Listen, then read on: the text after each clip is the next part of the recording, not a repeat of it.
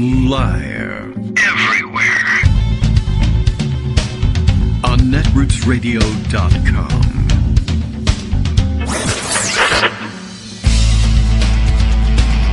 David Waldman. Kagro. In the morning. Now, here's David Waldman. Hey, how you doing, everybody? Oh, wow, that's pretty loud on the earphones there. I don't know what got adjusted over the weekend, but hey, I think everything got adjusted over the weekend. How you doing?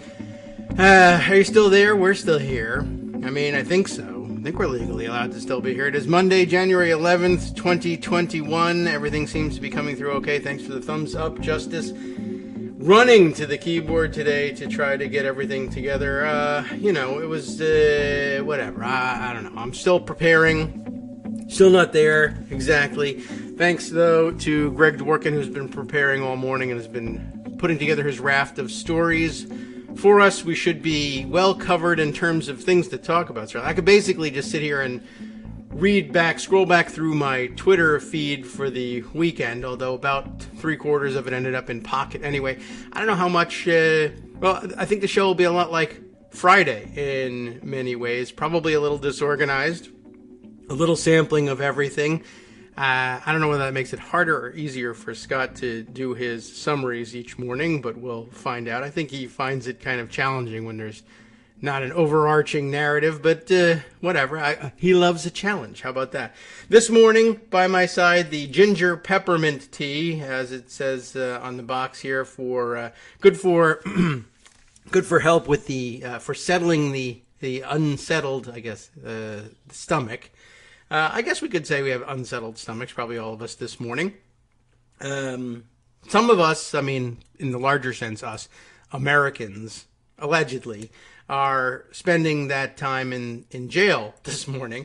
I will say this. The events of last week have resulted in a not yet large, but growing number of arrests of some of the chief protagonists of Wednesday's attack on the Capitol. Those who got themselves captured prominently in pictures and video appear to be, the process is underway to see whether they'll ever pay the price for what they did. We'll see what's going on. I don't know. But there are a lot of arrests. The guys you saw in all the photos, the big fur hat guy, he's arrested.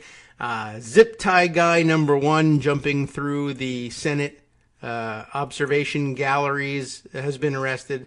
Zip tie guy number 2, who I don't even know who he is, but apparently was outside the building, viewed with a bunch of zip ties as well. Also under arrest. There's a long thread of all the various people who are under arrest. The woman who flew in on the private jet that I think we read that one, that tweet came across on Friday morning. The woman who flew in a private jet, by the way, the private jet with propellers, that's not a jet. Turboprop, but it's not a jet. But that's the least of our problems. Anyway, they found out who she was. She was pretty she reports being doxxed. Everything has to be taken with a grain of salt. But I think they've identified her. She claims to have had to shut down her business because of the thousands of threats against their lives. Gosh, that's rough going. Top of my what's happening trending list is a story I've certainly parked away. I saw David Farenthold doing work on this over the weekend. PGA, Professional Golfers Association. The PGA votes to pull the 2022, next year's championship, the PGA Championship, scheduled to be played at Trump National, I think in Bedminster, where he, maintains a home. He would have loved that. And pressure from David Farenthold and, the rest of the world not to hold it there. Very big challenge that one was presumed to be, because the golfing world is, very wealthy and in many ways very pro-Trump. And some of the big name players also have been on his side and in his corner for a long time. I think the events of last week have changed some of that. And it's a great time to pressure brands all over the world to sever their relationships, if any still remain, with Donald Trump. Here comes Greg Dworkin. He's got better ideas than the golf story. He said, all right, this is spinning out of control. There's so much more to talk about than the golf story. I better call now. All right, that gives me a chance to sample today's ginger peppermint tea, or perhaps peppermint ginger tea. If you want some, let me know. Good morning, Greg. How are you? Hey, good morning. I'm doing fine. I hope the Good. sound quality's okay. It does sounds pretty good. You got any Good. appliances that want to chime in? Well, they will toward the end. Okay, That's excellent. what happens. But and the thing is, when that happens, people at home recognize them and then just start tweeting, "Hey, that sounds like mine." Yeah, So, I know. We should get a check. I'm from just the like an company. ordinary, average, everyday American with ordinary, average, everyday appliances that didn't try to storm the Capitol and kill the vice president. right. But the important make a thing is GoFundMe out that of we it, have to but debate it's this. nice. Yeah. Right, as people have pointed out, it's really important that we debate whether or not it's okay to try to lynch the vice president in the Capitol. In the Capitol, I would recommend against it. The hanging noose was set up outside the Capitol. Oh, well, then that's Was not an it issue. symbolic? Sure, just as symbolic as killing a police officer by beating him to death. Yeah, that. Yep. I don't know what else to tell you about that one. I am amazed. I've seen more video over the weekend of. He wasn't the only police officer to be beaten fairly severely either. He just happens to be the one, thankfully. And he wasn't the only one that that died. way. You know, No, But he was- there's a lot going on here. other It's one just is so a much big gas. question Let mark. me give you the little things so that you could look at the big things. I think maybe that's the best all way right. to go about this. I have just a bunch So of little let's things. start with, of course, my favorite. You'll understand. And that is that the observation that Ted Cruz can't get a sufficient second from the American people. I say that because an overwhelming 71% of Americans say they don't trust Ted Cruz to defend democracy, according to a new ABC News Ipsos poll, including 47% who don't trust him at all. Had they polled the Senate, they would have found 99% of senators can't stand him. Yeah. So I think that's an important, sort of thing. And that helps to put things in perspective. But this poll is really quite interesting. One of the least trusted figures is Ted Cruz, who helped spearhead a failed effort to contest electoral votes in a slate of battleground states, including Arizona, Georgia, and Pennsylvania. An overwhelming 71% of Americans say they don't trust him to defend democracy. For Romney, the U.S. senator who harshly rebuffed the efforts by Cruz, and a handful of others, 41% trust him. The one that gets the most trust, of course, is Joe Biden. And among Republican respondents, Pence performs best, with 73% trusting him. So remember, they tried to kill the person who most Republicans respect. That's interesting. Right? Wow, So just keep man. that in mind. Between congressional Democrats and Republicans, more Democrats say they trust the members who represent them than Republicans, and nearly 9 in 10 Democrats believe in congressional Democrats to protect democracy, while 71% of Republicans say the same about members of the GOP in Congress. That's because members of Congress really can't be trusted. I think one of the things that this really highlights is that people like Kevin McCarthy and Steve Scalise, who are still not breaking from Trump even after they tried to kill Pence, tells you where the Republican Party is at. And you just can't emphasize that enough. Now, meanwhile, I sent this picture, again, looking at small things telling you about big things, of two very entrepreneurial young black men selling Trump 2020 T-shirts, selling swag outside the Capitol. Very funny caption here and story.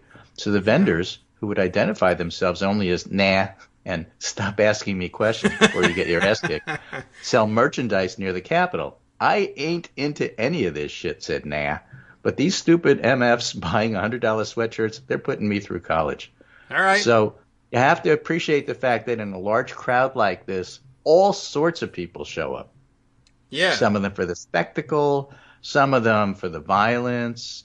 The zip tie guys have been identified, Maybe they're and selling zip zip tie ties. guy number one actually brought his mother with him so that they did this Yes. together. Yeah, not to climb you through the He's chairs, been arrested, so has the ex-Air Force officer who has been arrested, zip tie guy number two. The interesting thing about the Air Force guy, as many of my evangelical friends, ex-evangelicals, exes have told me, is that Colorado Springs is a wellspring of respect for the Air Force Academy, Yeah. but also radical evangelicalism. And Yeah, so well, it's the pretty mix well can be rooted there. toxic.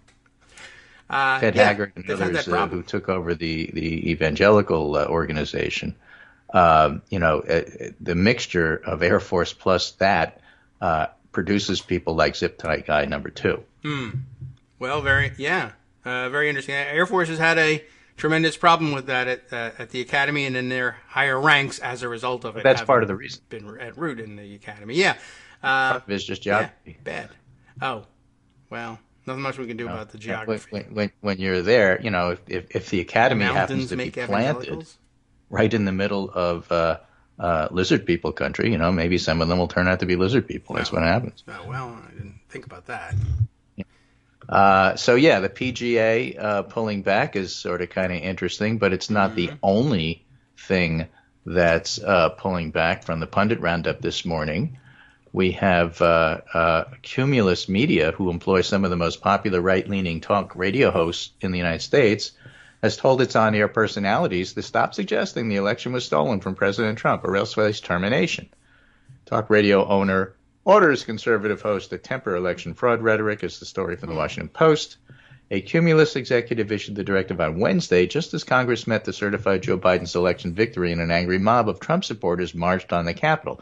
So you have a very conservative outlet making money off of talk show radio and other things like that, looking to see what's going on in the Capitol and saying, hey, this isn't such a good idea, while Kevin McCarthy and Steve Scalise can't bring themselves to do that. I mean, that's really, the underline and exclamation point to all of this. Parler, which is the supposed conservative answer to Twitter, Drew Harlow from the Washington Post notes, bad news for Parler. They've gotten ditched by Apple, Google, Amazon, text messages services, email providers, and other bad news, their lawyers left too. So Parler is now without a host. It's without apps on the phones. Soon without lawyers, soon without a platform at all, and they're complaining about it.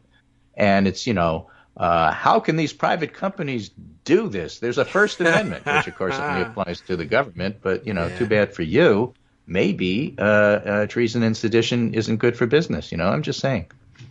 Yeah, it's not good for business, and it's amazing how all of a sudden these hyper-capitalists are crying out for protection from the harsh realities of the market. But wait, there's more in terms of the market. Okay. We have people like J.P. Morgan and other large funders of political campaigns saying they're not funding the Republicans anymore, including congressional Republicans. Now, they may take a breather from politics altogether and not fund anybody. But if you really want to get Scalise and McCarthy's attention, and Mitch McConnell's for that matter, don't yell at them on Twitter. Pull their funding. Yeah. That's probably better. That'll get their attention. I don't fund them, so I just have to yell at them on Twitter. That's all I've got. Well, I'm not saying either or. I'm just saying, in terms of you want to pick which one is going to get their attention more. Yeah, no. It's that. So if you want to yell at somebody, why don't you call these companies and tell them to stop funding the Republican Party? Oh, all right. That's a good idea. Right. If you're a yeller on Twitter, you could yell at different people. That would be easy. Yell at McConnell. Yell at his money base. All right. Yes, we should figure out who they are. It's been done. All of these people saw what happened and are pulling back, except for McCarthy and Scalise. I don't know how to emphasize this more. I don't know either. Scalise, I don't know. Something wrong with that. Okay. So Tim Snyder has this fascinating piece in New York Times Magazine, which I guess is going to be in the print edition next week because it wasn't this past weekend, but it was online. It is online now, called The American Abyss. Historian of fascism and political atrocity on Trump, the mob, and what comes next. It's fascinating and way too long to summarize, worth a read in and of itself. But let me give you these two paragraphs. Right. In this sense, the responsibility for Trump's push to overturn an election must be shared by a very large number of Republican members of Congress. Rather than contradict Trump from the beginning, they allowed his electoral fiction to flourish. Well, not on Cumulus Radio anymore. Okay. They had different reasons for doing so. One group of Republicans is concerned above all with gaming the system to maintain power, taking full advantage of constitutional obscurities, gerrymandering, and dark money to win elections and with a minority of motivated voters. They have no interest in the collapse of the peculiar form of representation that allows their minority party disproportionate control of government. The most important among them, Mitch McConnell, indulged Trump's lie while making no comment on its consequences. So Snyder calls these the gamers. Okay, interesting. Okay. Other Republicans saw the situation differently. They might actually break the system and have power without democracy. The split between these two groups, the gamers and the breakers, became sharply visible on December 30th when Senator Josh Hawley announced he would support Trump's challenge by questioning the validity of the electoral votes. Ted Cruz then promised his own support, joined by about 10 other senators. More than 100 Republican representatives took the same position. For many, this seemed like nothing more than a show. Challenges to states' electoral vote would force delays in floor votes but would not affect the outcome. Yes. But the end result was Wednesday's riot.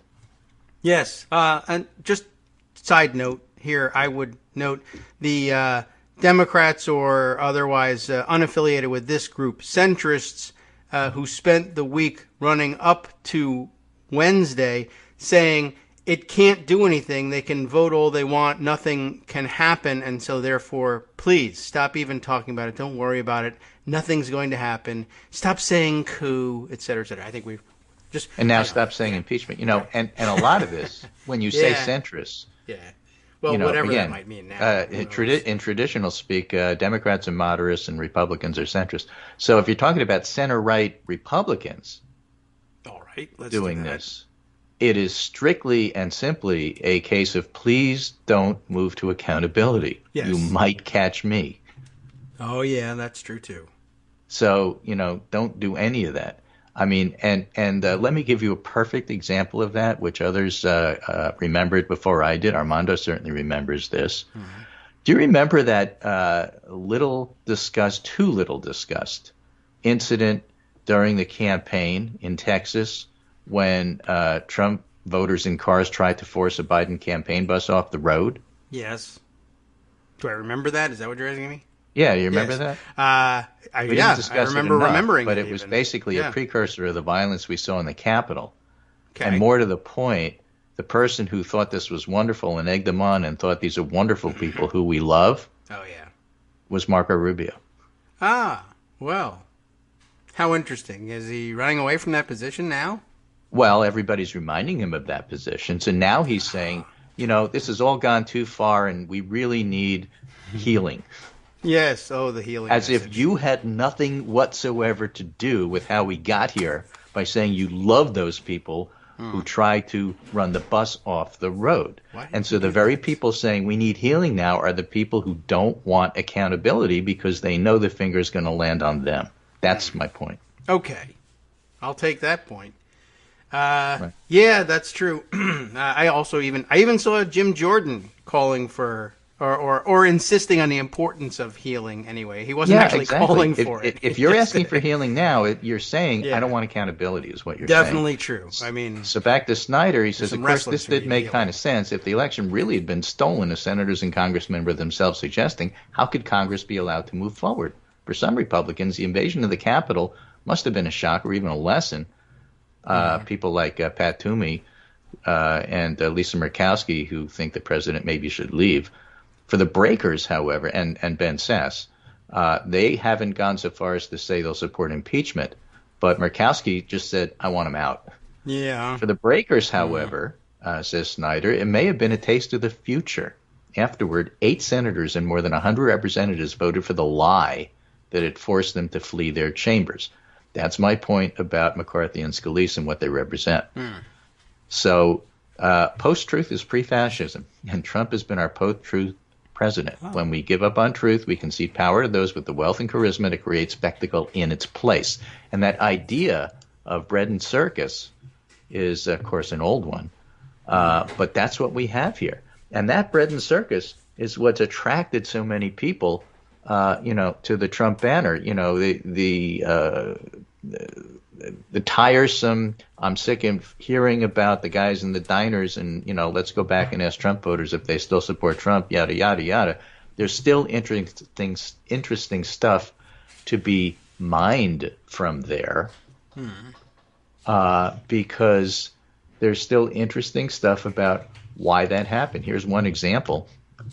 And just to help understand it, this is in the New York Times, the media equation. We work together in the internet. Last week, he stormed the Capitol. At BuzzFeed, we followed the signals of social media. A young employee followed them all the way to Charlottesville and Capitol Hill. Yeah. It's by Ben Smith, who used to work at BuzzFeed, and talks about one of his producers Antheim Joseph Giannett, though he preferred other names. Yes. His value to BuzzFeed was clear. He'd do anything for the Vine, short video platform. The Vine is to Instagram what MySpace is to Facebook. You know, it used to exist. Yes. Nobody remembers. But it was a little piece of, let me show you a 6 to 10 second video. And he produced them. Yeah, he did. And once he poured a gallon of milk on his face, and a clip of it drew millions of views back when mostly harmless stunts amused millions of American viewers on the platform. He was a natural for BuzzFeed. They did he did their editing, and then slowly wound up, being described as, your typical Nazi recruit, a loner, not much there, needed something to believe in. That stuff has been mined forever. But the important part about this is what Ben Smith says about him. The language I heard from Mr. Giannett, now 33, on his live stream last Wednesday was very familiar. We've got over 10,000 people live watching. Let's go, he said excitedly. Hit that follow button. I appreciate you guys. So you have somebody who was able to get on social media, start to have a following, these people, and all of a sudden it's very heady, and you get seduced by that. And so whatever it is it takes to get people to follow you, they will do. Yep. And, of course, at times you have to be more and more extreme to get people to continue to follow you. And so this guy moves from, pouring milk on his face so everybody can look to, being associated with folks who would be happy to break into congressional offices just for the spectacle of being able to take a snapshot or a selfie or a live feed of them sitting at a desk in Pelosi's office, even though it's not her desk, and putting their feet up and picking up the phone and acting like you own the place. Yeah. Well, it was that was a great profile. And I didn't read all the way through it, but I'm skimming through now to see whether he actually names it or not. But if you don't recognize, what's his name, Giannett's actual name, there's a hint dropped in here for you about how you might know him online, about his having grown up in Alaska. You may remember this guy from previous stories as the guy who's known online as Baked Alaska. That's him. And that's pretty amazing, and it's basically a Nazi. But a great story about how the trip goes from, working at BuzzFeed and being a let's do anything for the clicks goofball to a Bernie Sanders fan, by the way. I mean, I'm not blaming Bernie Sanders for that one, but to a Bernie Sanders fan, to Trump fan, to total lunatic, to Capitol rioter. So here's the one paragraph that sort of captures what I'm trying to say here about him. After I saw Mr. Giannett, I called up some of my old colleagues who recalled him with a mixture of perplexity and repulsion. He was sensitive and almost desperate to be liked, they said, once getting extremely upset when somebody made fun of his thick mustache and blonde mullet. Two of his closest friends at the office at the time had different ethnic backgrounds and gender identities than he did, and they sometimes bonded over a sense of being outsiders. One of those friends remembered him as a sad character who didn't really express political views beyond the broadly bro-y and insensitive culture of Vine, and who confided that he was haunted by a lonely childhood in Alaska. He seemed, three of them said, to be missing something, to be hollow inside. So you start out with Hannah Arendt's banality of evil, like Stephen Miller, and you wind up with, I need something to believe in, whether it's Bernie or MAGA. What's the difference? Doesn't make any difference to me. I just need something. So you glom on to whatever seems to be happening, and then you get to be on social media, and then people start following you and think you're important, and boy, is that seductive. Yep, and I guess that's kind of how it worked for him, and for a lot of other people, lots of online and media stars who stuck around the Trump movement because they got the feedback that they wanted. Right. And again, Ben Smith goes on to say, this isn't a sympathetic profile of a young man gone wrong. I can't muster much pity for the guy. Okay. He went on to be the tour manager for Milo Yiannopoulos, for example. I can't muster much pity for a guy who, before he was attacking his capital, spent his time shooting some kind of bottled irritant into the eyes of innocent people for YouTube views and shouting at store clerks who asked them to wear a mask. To me, The stories about something different, a sort of social media power that we helped sharpen at BuzzFeed that can exert an almost irresistible gravitational pull. And if you haven't had the experience of posting something on social media that goes truly viral, you may not understand its profound emotional attraction. You're suddenly the center of a digital universe, getting more attention from more people than you ever have. And the rush of affirmation can be giddy and addictive. And if you've little else to hold on to, you can lose yourself.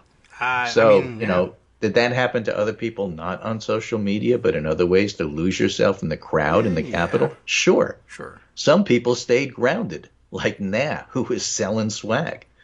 But, there's a lot of other people that just got swept away, and now they're sorry about it. And in addition to the other videos you were talking about, there's this one of this guy screaming at the top of his lungs in the airport, "They're screwing me. They won't let me on the plane." And he's crying. And now they call me a terrorist. Right. They've ruined my life. As if he has no responsibility.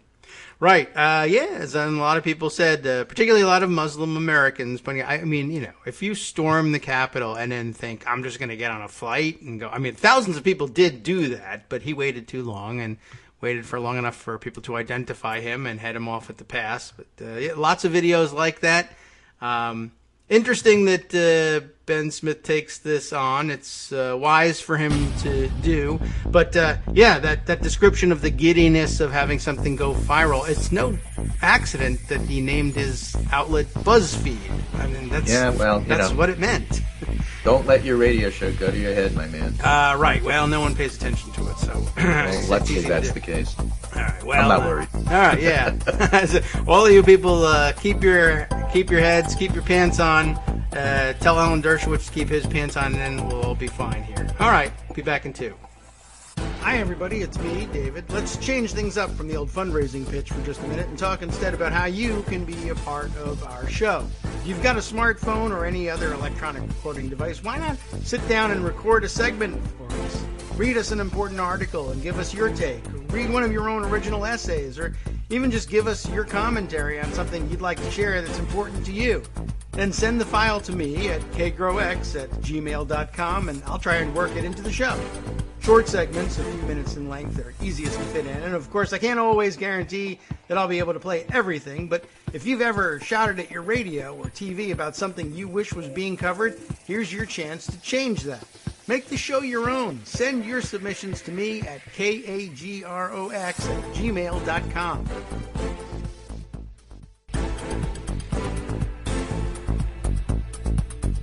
All right, welcome back now to the Kagro in the Morning Show here on Netroots Radio. I bet they even maybe heard us say that we will talk about it, so let's talk about it. What were we saying?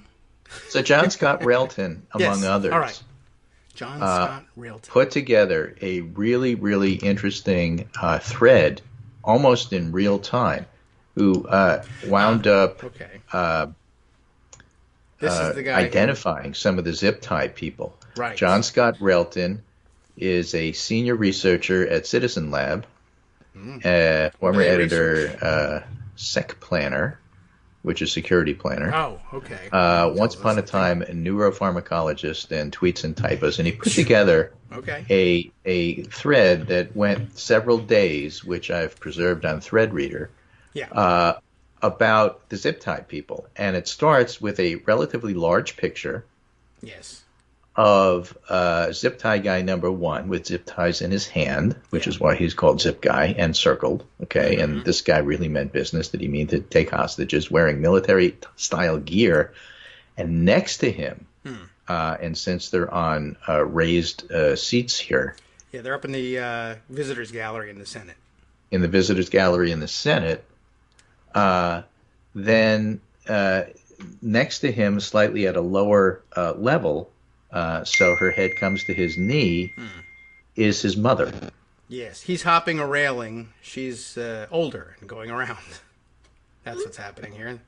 Okay, we didn't know that was his mom until we didn't know his mother at the time. But checked into it. But the fellow doing the thread has highlighted the zip ties, of course, because that absolutely positively gets your attention. Yes, those are the flex cuffs they call them. Flex cuffs.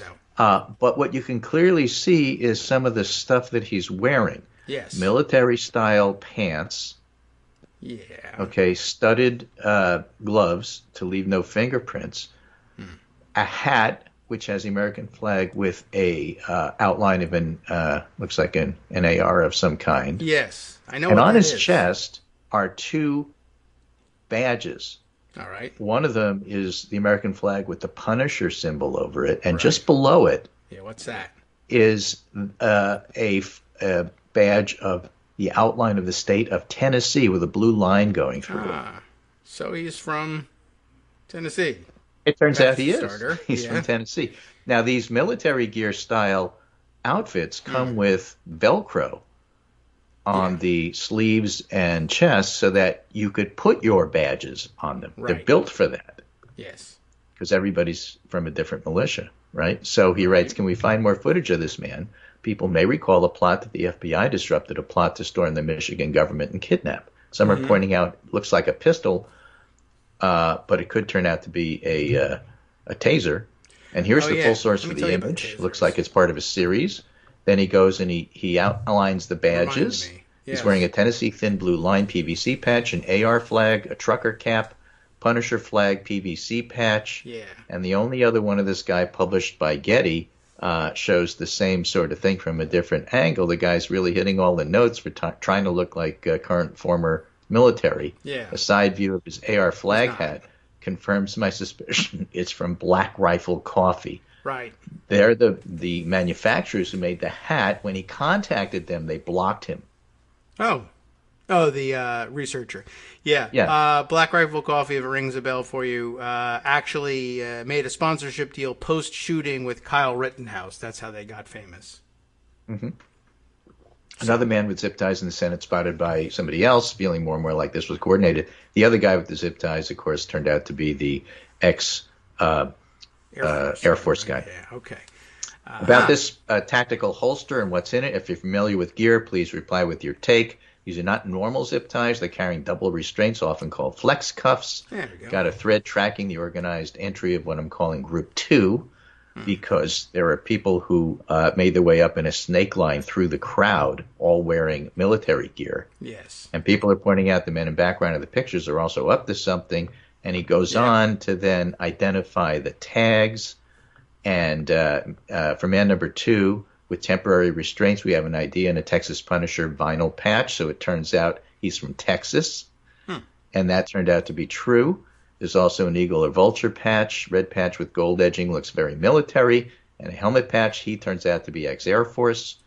And so he identifies all these people and then contacts the FBI with his suspicions about who they are, and also Ronan Farrow.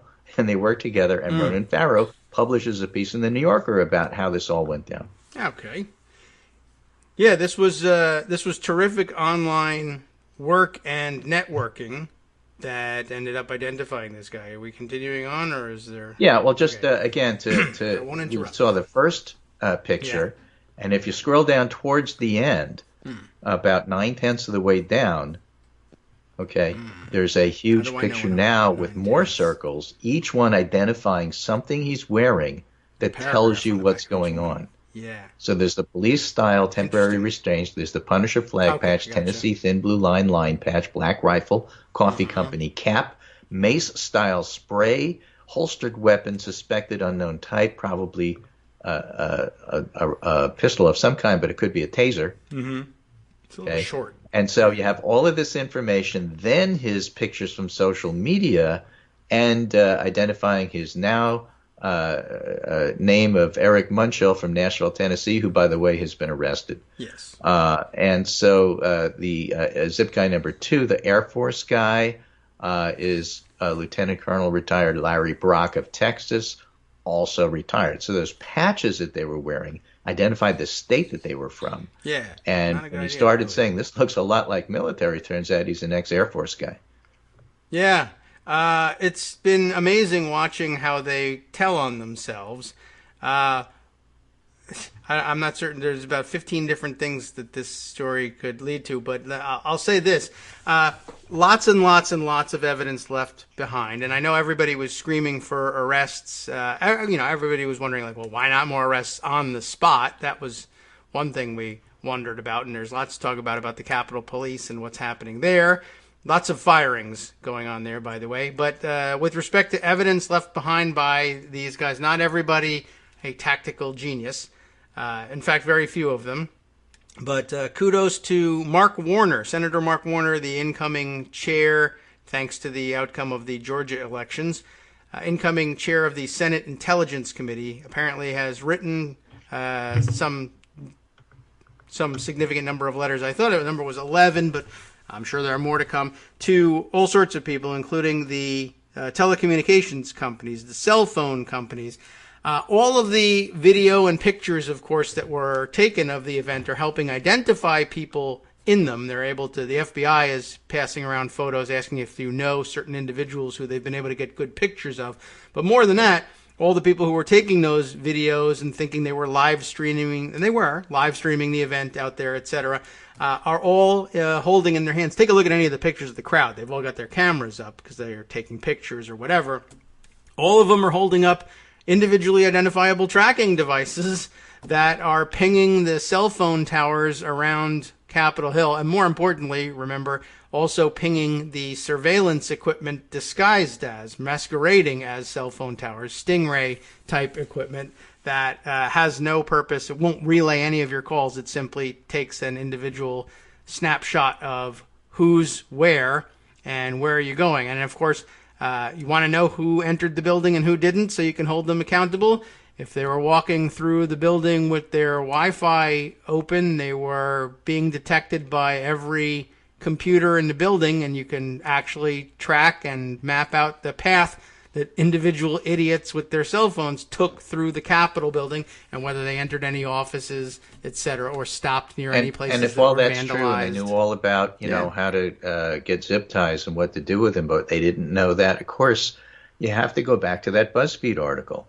The idea that you were live streaming this was central to what they were doing. Yeah, it had to be done. So, you know, it's all of a piece. It's all part of a larger picture here of who they are and what they were trying to do. Yeah, I want to string up the vice president, but the important thing is to do it on YouTube Live. Do it. Yes, right. That's the way it isn't just to string them up. You have to broadcast it. So the very fact that they needed to do that for their own purposes, to take those selfies, to do their live stream to glorify themselves like Bake Alaska was doing, is part and parcel of who they are, but also why they got caught and how the evidence piles up. So you have all of that. Yeah.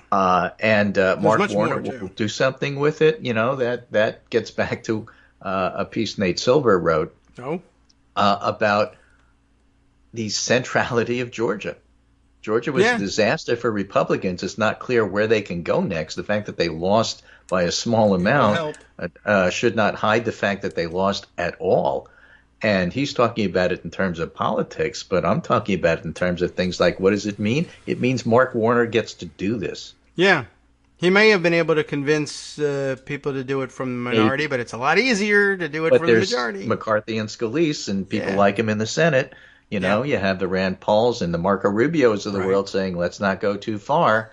But with Georgia, you know, I appreciate your concern. Why don't you put it in a letter and send it to me? In the meantime, I'm sending my own letters. Yeah, that's basically it. And by the way, speaking of other evidence and live streaming, the zip tie guy that we were just discussing was one or two. One. One from Tennessee. Yes, Tennessee zip tie guy and mom caught. I think chiefly due to online sleuthing and Twitter folks who said, "Hey, I happen to have seen a video. I saw the video too, and not because I was hunting for individuals, but because people were circulating. I was actually watching it because I was interested in the fact that people post-riot were hanging out with all their Trump gear and with all their with all their bounty stolen from the Capitol."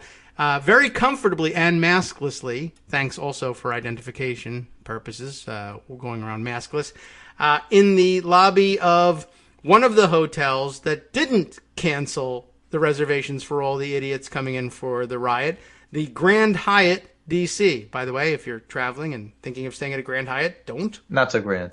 Yeah. But they were circulating it, the people who took the video were circulating it mostly to comment on the fact, look at how calmly and happily they're sitting around post-riot at the Grand Hyatt, and maybe you should be thinking about not staying at a Hyatt, etc.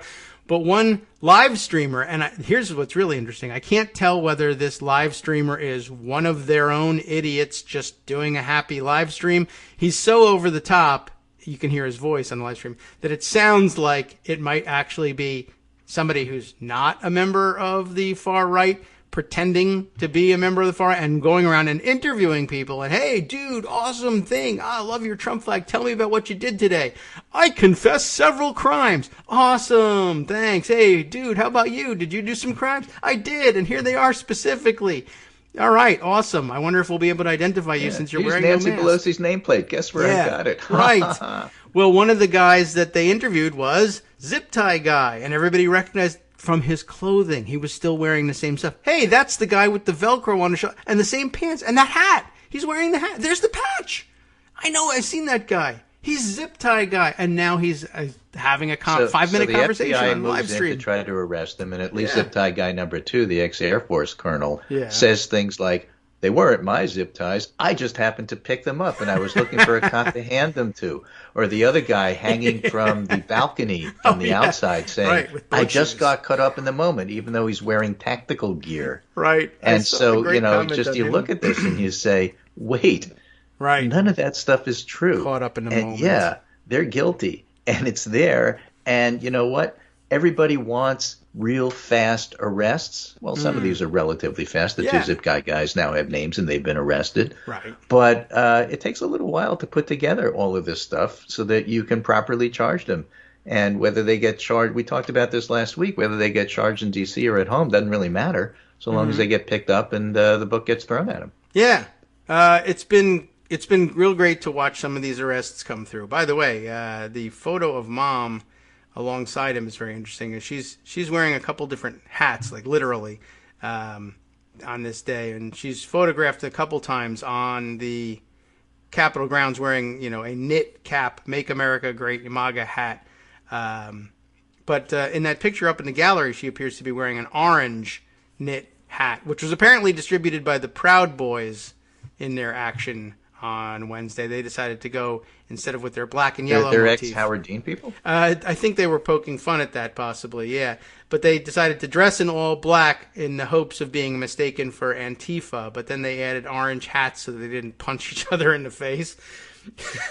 And anyway, she's got one of those on in the Senate gallery, which tells you perhaps a little bit about the affiliations of her son, or at least who he's able to make swaps with and get a hold of a Proud Boy hat. So, lots of great evidence left behind from live streaming and pings and things. I also understand one or two people several people, in addition to being arrested, fired from their jobs when their employers either saw pictures of them at the Capitol or various other things. I think one MTA employee from up in New York who was fired for falsifying his request for a sick day for Wednesday. Yeah.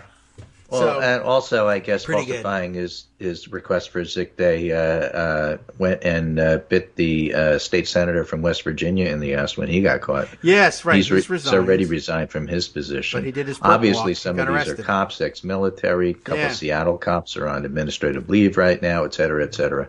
So, big deal, big happening, lot to cover, but the small stories help to, I think, elucidate the big picture. I got 3. And they get people arrested, too.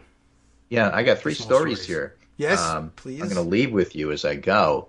I don't know which ones you think are interesting, if any, maybe none of them. But this one is from Tim Alberta, who's been following this conservative movement for a long time. January 6th was 9 weeks and 4 years in the making. I spent the last election cycle immersed in the metastasizing paranoia behind Wednesday's assault on Congress. Nobody should be surprised by what just happened, especially the D.C. Capitol Police. This one from David Frum. Conservatism reaches a dead end. The movement has been led into a moral wreck by Trump. They're dead enders. And then the last thing is this amazing, if you haven't seen it, and you probably have, but everybody should, watch this 7-minute video by Arnie Schwarzenegger on Twitter. I thought you were going to talk about this one. Yeah.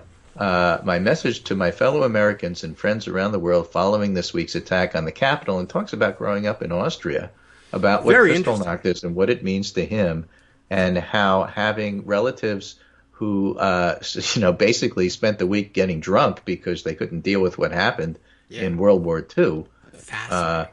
Really? And the fact that this happened in the U.S. by what he called, quote, the Nazi equivalent of the Proud Boys, Oh, perfect. quote, which is what happened over there, is just perfect. Absolutely that's perfect. Great. And so it's absolutely I positively don't know worth so much looking about the at. Conan sword thing, but it was a good inclusion. Well, for that was him, at the end. You don't have to get that far. But he does the Nazi equivalent of the Proud Boys right from the beginning. Yeah, that was such a perfect line. I was really astonished that he hit that note. But of course he would once he explained what it was in his background that made him feel compelled to speak out. Yes, exactly. So absolutely positively worth listening to. Yeah. And so with Go ahead that, and I'm do going it. to leave you. But you can make sense of what happened. I just think all of these small stories, whether it's the sufficient second that Ted Cruz can't get, to the not forgetting about the role that McCarthy and Scalise post-riot had on trying to whitewash, and I use that term advisedly, and white-splain what happened at the Capitol, to the individuals looking at them, whether it's Baked Alaska or whether it's anybody else here who wound up being part of this, who they are, what they did, why they did it, and the idea that, I just got caught up in the moment is just bullshit. Yeah, there's no other way to put it. I just found these zip ties here. They happened to be lying on the ground, and me dressed in military gear just happened to pick it up. And I just happened to know how to use it. And there just happened to be a gallows erected outside the Capitol. I don't know how this gun got in my hand, officer. A guy came over and he said, "Hold this for me." And he put it in my hand. And then he made me pull the trigger. Right. A lot of stories like that. I don't know what to say. It's going to be about the small stories today. I'm so sorry I did this. I didn't mean to do it. I'm so sorry. I've embarrassed myself. Well, you've done more than embarrass yourself. I will say one thing going for a caught up in the moment guy is tactical gear, yes, but boat shoes. That I thought he was caught up in the moment, but then stopped by Tom McCann or something and decided. I don't know how he decided on his footwear for the day, but I don't know. Maybe he was expecting wet decks, but as somebody pointed out, to say I was caught up in the moment, showing up in a helmet. And as they said, I don't see your bike anywhere. It's not parked outside, zip tied to a lamppost or anything. The idea that these guys got caught up in, I could see, I'm sure they think, caught up in the moment like, I didn't think I was going to be jumping down from the Senate gallery. By the way, I know you got one more minute. I can force you to stay to listen to this. So you can listen to it off if you have to go, say, start any of your appliances. But connections of small stories, like how Georgia elections connects to the Mark Warner story, etc. Zip tie guy, caught up in the moment guy, mom, what do they have in common? They are up in the Senate gallery when they're photographed and then jumping down. Why are they up there and why are they jumping down? And the answer is they were diverted to the third floor, which is the entrance to the gallery, as opposed to the second floor, which is the actual entrance to the Senate floor. Why? By the person you now probably all have read the story, the Capitol police officer who misdirected them. Have you seen this story? This is the hero. Yes, the big hero whose last name is Goodman, as I understand it. So good and fitting. But you may have seen video in the early hours following the attack, of him confronting protesters who have entered the Capitol building and appearing to retreat and retreat and retreat. And people wondered, why isn't he confronting and stopping people? And now we have a better answer about that. He is pretty much all alone at the top of the stairs in the main part of the Senate wing of the building. Ordinarily, there would probably be another police officer behind him, but he is standing just feet from the unlocked and unguarded entrance to the Senate chamber, where the Senate is still wrapping up its evacuation, and it hasn't yet been completed when the protesters arrive. The lead protester in the big Q shirt, also, by the way, under arrest at this moment. Also, you may have seen Maggie Haberman expressing befuddlement at how involved QAnon people were in this thing. And have you all heard of QAnon? Kind of, it's a weird new thing I just learned about. I thought that was amazing. Anyway, the cop confronts them, and at first plants himself in between the top of the stairs and the Senate chamber, and then checks and sees, hey, I'm all alone here, and this is a large crowd, and changes strategies. He apparently gives the lead protester, a quick shove to get his attention and piss him off, and then begins backing away so that the crowd will follow him. And in the fact, fact they that do. he was black had a lot to do with why he was pissed off. They couldn't wait to do it, and so they followed him wherever he went. He retreated and retreated and retreated, but tactically, so that they would follow him. They went up to the third floor following him. I guess they probably also figured, well, the most important stuff will be hardest to reach, right? The furthest away. And besides, we're just ticked off at this guy, and we're going to run him down. So they chased this guy up the stairs, and once, I don't know what happened to him, and I guess he probably found a place to escape or fall back to some reinforcements or whatever, but that left them on the third floor of the Senate wing of the Capitol building, from which you can access the galleries, which are up above, one floor above the Senate floor, and you can look down and observe, but you can't directly access it if you're a normal person and not willing to jump from the galleries, which is what all these other people had to do. So it's probably a pretty good indication there, if you're reconstructing things, that everybody photographed in those galleries was part of the crowd that was chasing that officer, if you'd like to drop some other charges on him, because otherwise there's no reason to go up there. The entrance to the Senate building, unbeknownst to them, because they didn't know what they were doing and didn't understand the layout of the building, was right there in front of them. And apparently, if it wasn't for this diversion, if they had turned right instead of chasing him left, they would have been able to run in, and with zip ties in their hands, they would have caught senators on the floor. Right, and the senators literally needed one more minute to secure that door. Yeah. And that guy bought them the 1 minute. So, and a few extra minutes, too. Terrific, amazing American hero. Plus, you can drop a few more additional charges on these guys. And it's another story. They were misled by their lust for their own anger. Right. So, again, as I leave, let's just be a reminder, and Goodman is a good reminder of that. Yeah. When you rail at the Capitol Police, it's their leadership. Yes. Because the individual rank and file cops problems. did some amazing things. Yeah. You're going to have to pick very carefully through the rank and file. But certainly the leadership is in trouble. They've largely resigned and will be replaced. But the question of we need security now, where do we get it? National Guard. And there's security now. There's a story about that, and, too. Reporters are talking about the fact that it looks like armed presence here. So weird. Well, Wednesday was weird, and that's why it was needed. So that's a story. Right. Try to put it all together. I'll be back on Wednesday. Maybe some of this will come to a new light. I dropped you another thread about U.S. Army Captain Emily Rainey, who has just resigned her commission. After leading a group of people from North Carolina to the rally in Washington that led up to the deadly riot in the U.S. Capitol. Yes. She was a psychological operations officer. Isn't that amazing? And, she made headlines back in May after she posted a video online of her pulling down caution tape at a playground that was closed under North Carolina's COVID restrictions, and she would go around in a mask overlap. that said, "I'm wearing this against my will," I think. I think that's the one. Yeah, I think so. There's a lot of those, too. Yeah. So lots of stories to put together. The small stories embellish, but also illuminate the large story, which is too big to, eat without taking bites.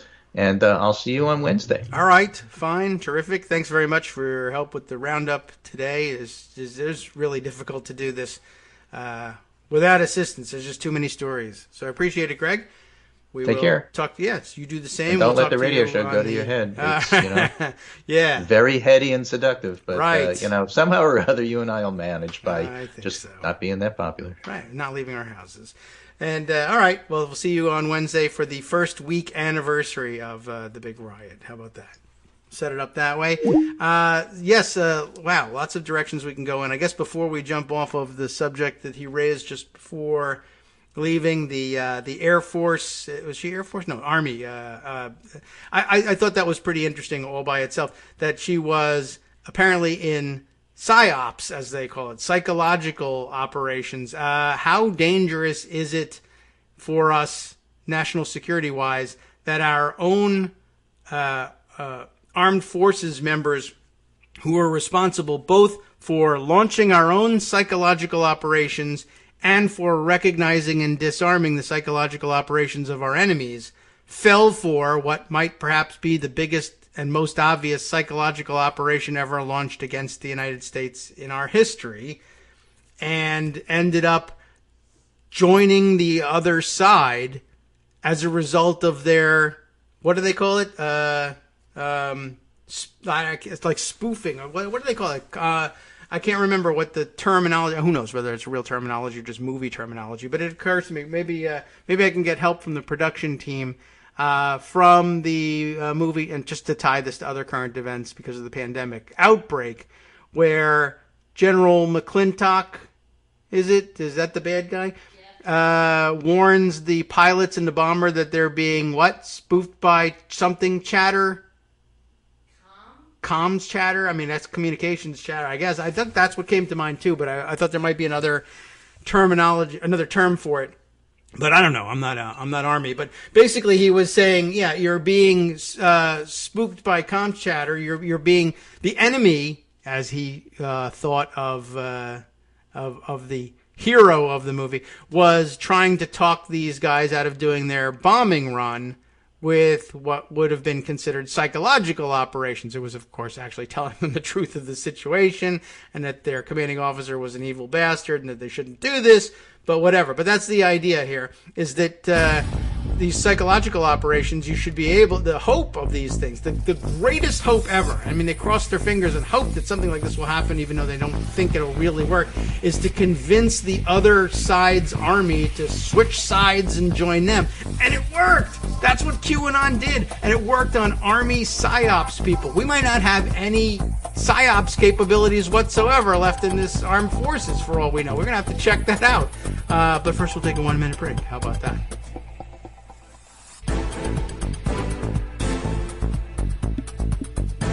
All right, welcome back now to the Kagro in the Morning Show here on Netroots Radio. Man, I don't know where to go next. It's not even going to be possible to keep up with everything. Let me, though, thank Bill in Portland, Maine, who sent this morning's early morning Daily Coast Radio is live tweet. It's now like an hour into the show, but I like this one, and I thought, it might be nice to read this one. Well, and it's still true. Kagro in the Morning Radio Show is live now. It's still true. Wondering how Trump can be dislodged before the 20th. That is a big question. That is Armando's request, basically, for the second hour. His request was for the first and second hour on this one. And we probably could have done it. Maybe we will. But anyway, are you wondering how Trump can be dislodged before the 20th? Kagro X, Bill says, may have some ideas, up to and including using Ivanka as bait to lure him out and capture him in a giant shoebox. It would have to be a hell of a shoebox, but it's entirely possible, I guess. A shoebox is sort of the classic method. Piano case is maybe what comes to mind instead. Anyway, man. There's an awful lot. Oh, look, there's the I got caught up in the moment guy tweet, which if it's not in the raft of stories that Greg sent, I can put away just so you can see the picture and the quote. All right. Where was I? We got to get to the ways to get him out of office if there are any. True. But I wanted to stop one more, at least, connected story in terms of the question of how quickly will we see, or did we see arrests, and should they have happened more quickly, etc. I am amazed at a lot of things, and I gotta be clear here, and I think you're all more or less in the same place here. We were all astonished at the lack of harsher response from the Capitol Police to the rioters in the moment. And this will be part of a larger review, not done here, but by official sources, of course, about, who is to blame for what among the personnel of the Capitol Police. And there's a lot to go around. And there were certainly also a goodly number of heroes involved as well. And you're going to have to sort them out very, very carefully. It's slowly but surely FBI and others using all the information left behind to arrest these people. And sometimes it's best to arrest them at home. And this is a good opportunity to discuss the tactical situation here. The FBI is making a lot of these arrests of these people at home or in their home states, or anyway, away from the riot scene, which is a very, very different environment in which to try to effect an arrest than in the middle of a hostile and possibly armed crowd. That's the bottom line. It was a very dangerous situation. There are a couple of people that I'm kind of like, I don't know, other police officers put their lives on the line and lost them in the middle of this fight. And I don't know, I feel like you could have put up some greater resistance, but the confrontation during which the one woman protester, attacker, invader, terrorist was in fact shot, we all know about this one from last week, included a lot of direct confrontation with some police officers who had put themselves right in front of the crowd, but did leave. They did, in fact, they were invited to leave by the crowd, and somebody in the crowd, if you listen to the videos, offers to clear a path for them to escape rather than see them stand their ground and get hurt.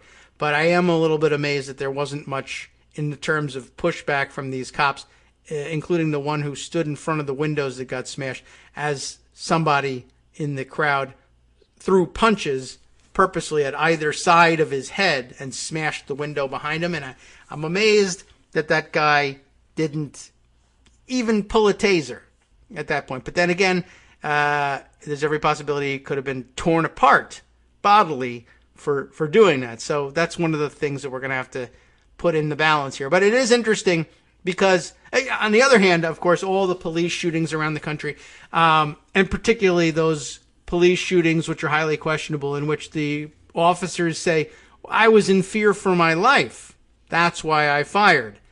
And see, again, different tactical situation. Why did those guys leave? Probably because they were in fear for their lives. I mean, they should be in fear for their lives. There were actual bombs there. There were actual guns there. There are actual weapons of all sorts there.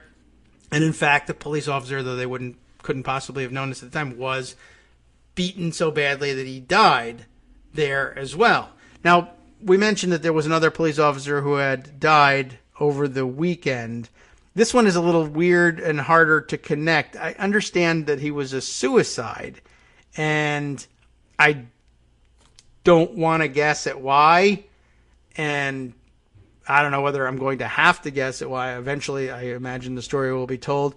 But by all accounts, he was a well-known and friendly officer, well-known to many of the members of Congress that he worked around for many years. And his father, too, was a member of the Capitol Police and had been high-ranking in the Capitol Police.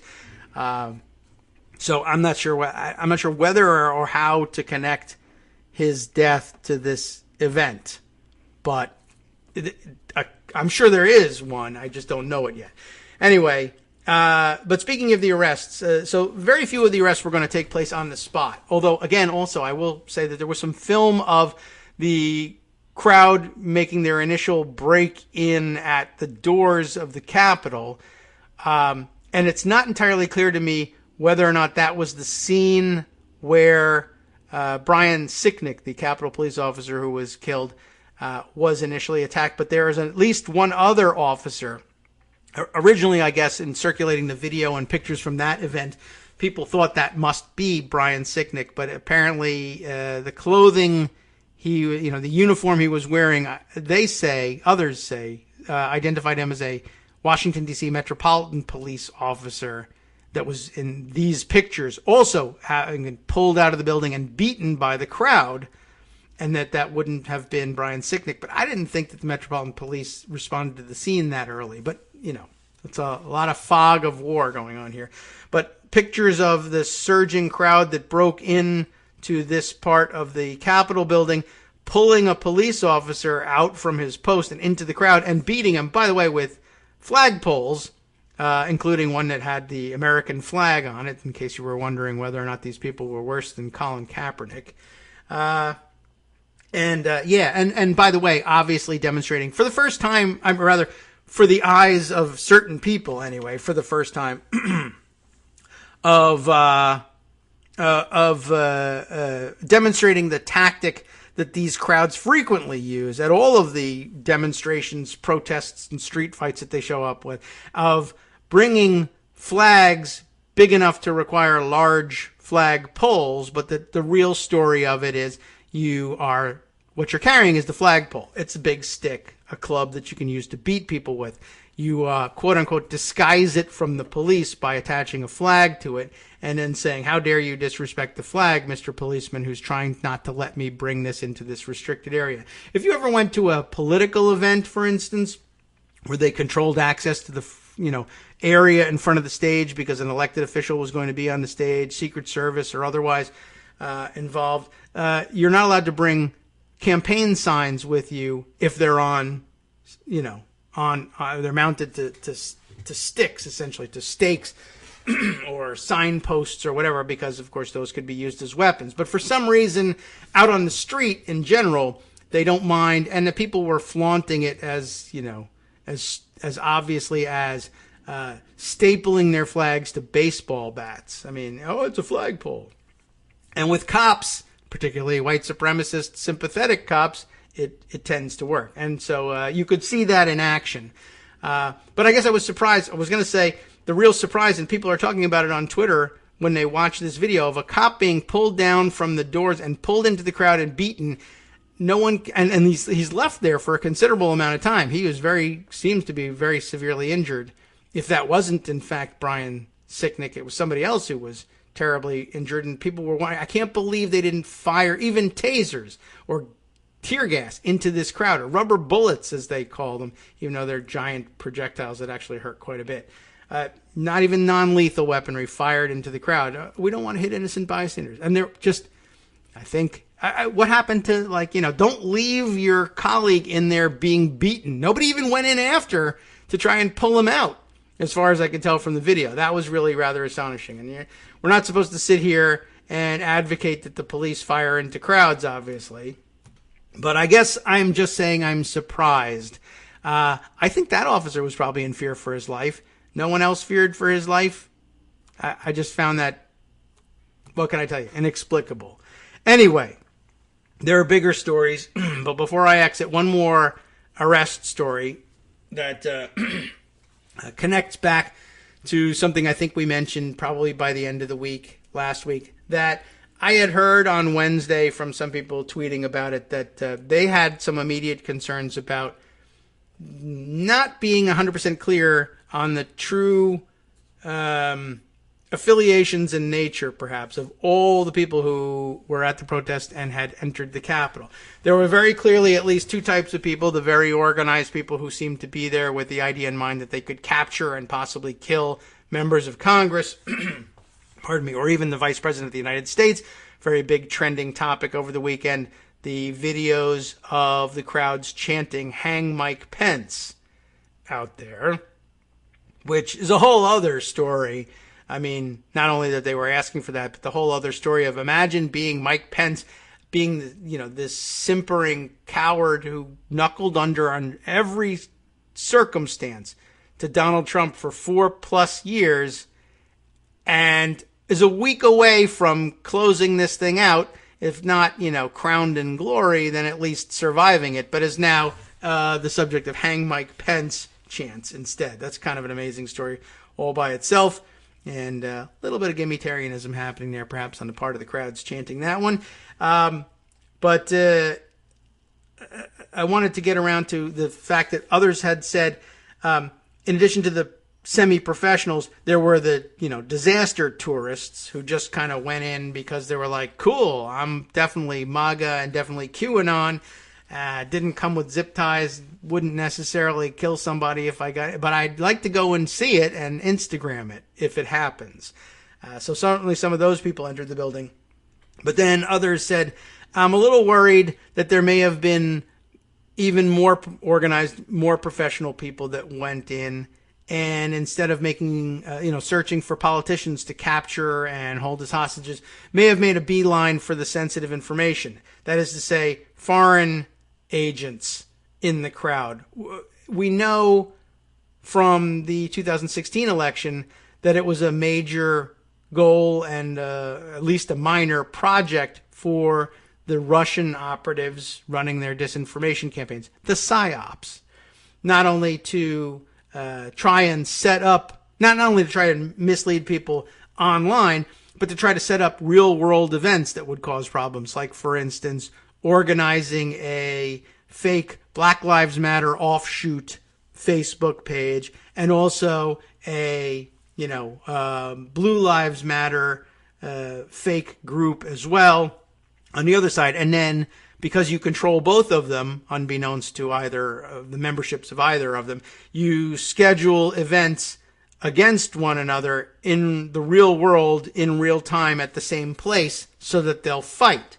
Or if that's too obvious for you, you set up one and say, we're going to go and counter protest and lead them together and try to get them to fight. And then at least in some of these instances, it was apparently believed at some point in the analysis, the after action analysis of the 2016 election, that some Russian agents present here in the United States might have been on the ground to try and help coordinate those events in real life, in real time, on the ground at the scene.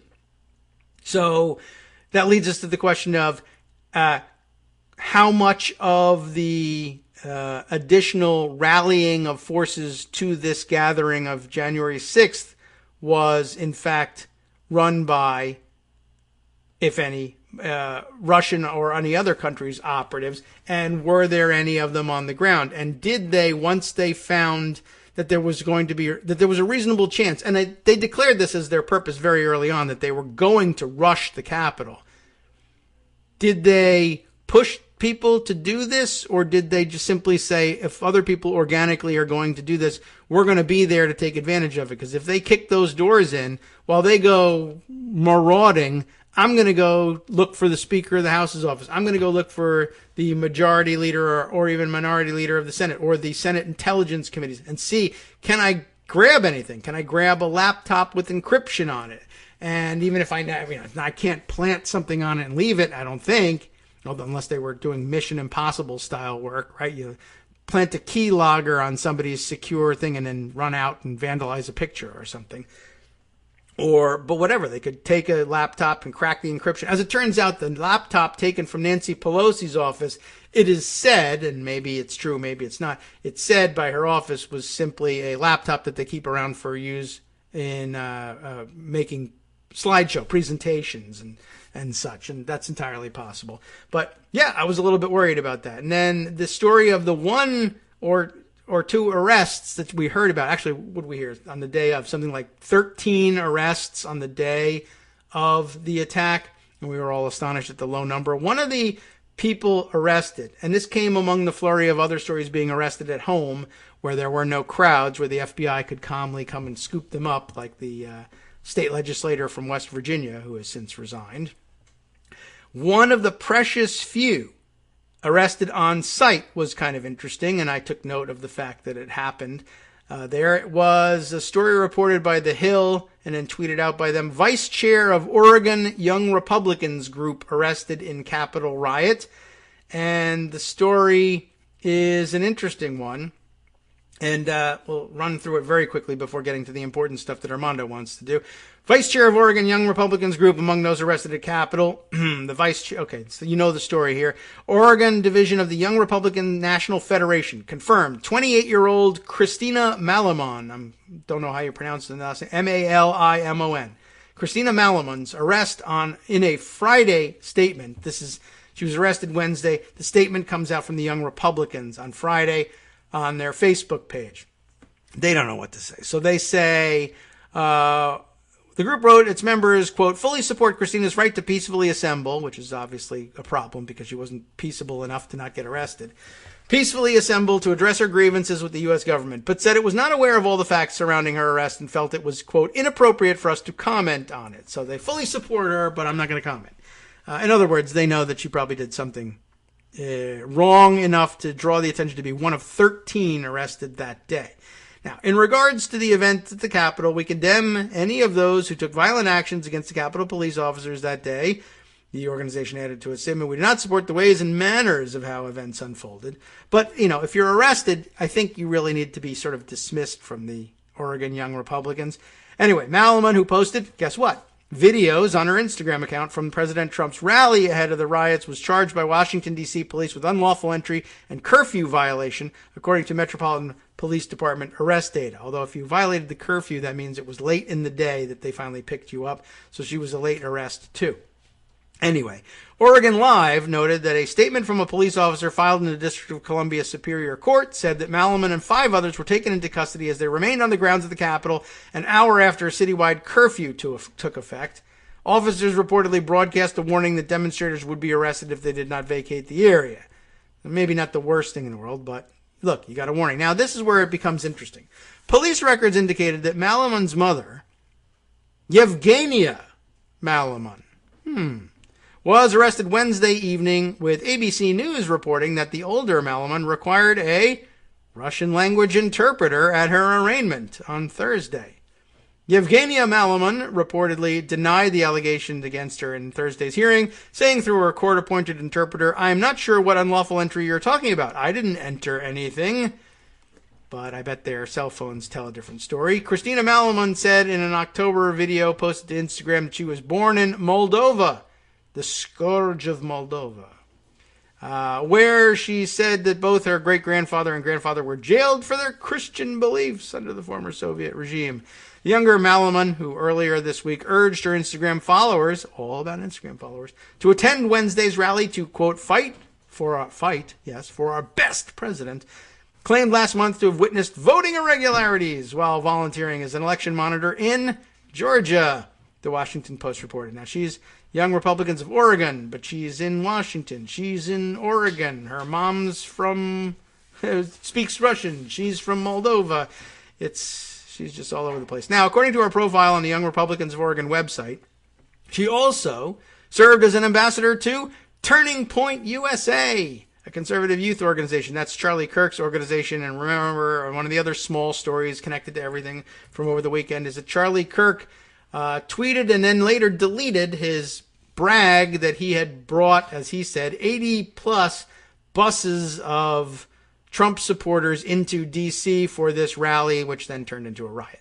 But then he deleted it because now I could be in trouble. That's Turning Point USA.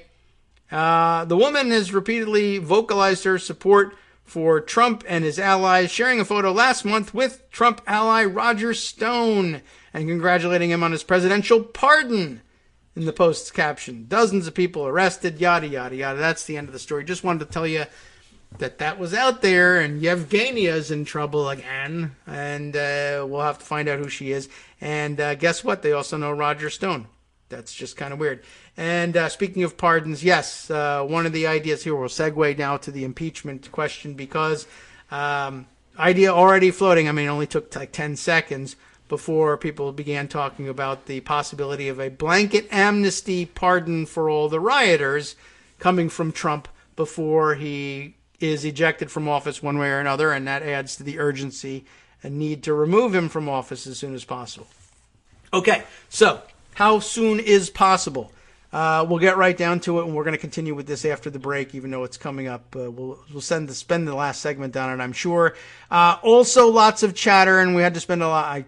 I volunteered stupidly to spend a lot of time over the weekend discussing with people exactly what is and isn't possible. Of course, lots of excited calls over the weekend for why aren't we impeaching him now? Here's what's going on. At the moment, Nancy Pelosi is right there on it.